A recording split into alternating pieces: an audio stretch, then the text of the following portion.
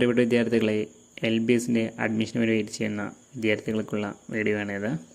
നിങ്ങളുടെ index mark എങ്ങനെ calculate ചെയ്യാം, നിങ്ങളുടെ ഇൻഡെക്സ് മാർക്കിൽ എത്രാമത്തെ റാങ്കാണ് നിങ്ങൾക്ക് ലഭിക്കുക എന്നതെങ്ങനെ വിലയിരുത്താം എന്ന ഇൻഫർമേഷനാണ് ഈ വീഡിയോയിൽ നൽകുന്നത്. മുൻ അപ്ലോഡ് ചെയ്ത വീഡിയോയിൽ പറഞ്ഞ പോലെ തന്നെ താൽക്കാലിക റാങ്ക് ലിസ്റ്റ് വരുന്നത് 8/7/2024 ഫൈനൽ റാങ്ക് ലിസ്റ്റ് വരുന്നത് 10/7/2024 ആണല്ലോ. അതിനു മുമ്പ് തന്നെ എല്ലാ വിദ്യാർത്ഥികളും റാങ്ക് ലിസ്റ്റ് ഒന്ന് കാൽക്കുലേറ്റ് ചെയ്ത് വെച്ചിരിക്കുക.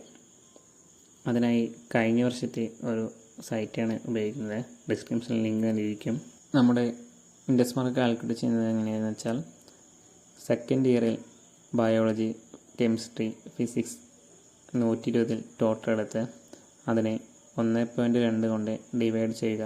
ലഭിക്കുന്നതായിരിക്കും ഇൻഡെക്സ് മാർക്ക്. CBSE, ICSE +2 പഠിച്ച വിദ്യാർത്ഥികൾക്ക് 100-ൽ തന്നെയാണ് സെക്കൻഡ് ഇയറിൽ ഫിസിക്സ്, കെമിസ്ട്രി, ബയോളജി വരുന്നത്.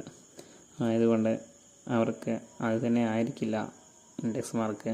അവർക്ക് നോർമലൈസേഷൻ എന്നൊരു പ്രോസസ്സ് വരുന്നുണ്ട്. അത് ഈ ലഭിച്ച മാർക്കിൽ നിന്നും അല്പം ഉയർന്നു തന്നെ ആയിരിക്കും.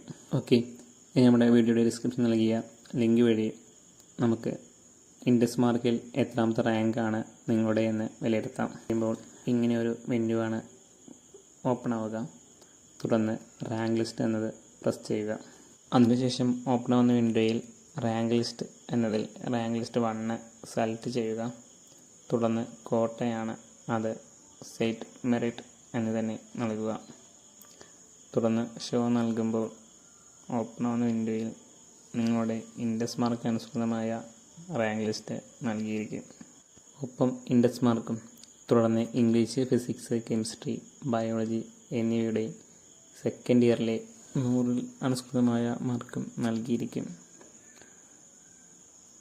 ഓക്കെ, പിന്നെ 2 വിദ്യാർത്ഥികൾക്കും ഒരുപോലെയുള്ള മാർക്ക് വരികയാണെങ്കിൽ ആദ്യം ബയോളജിയിൽ ഏത് വിദ്യാർത്ഥിക്കാണ് മാർക്ക് എന്ന് നോക്കും.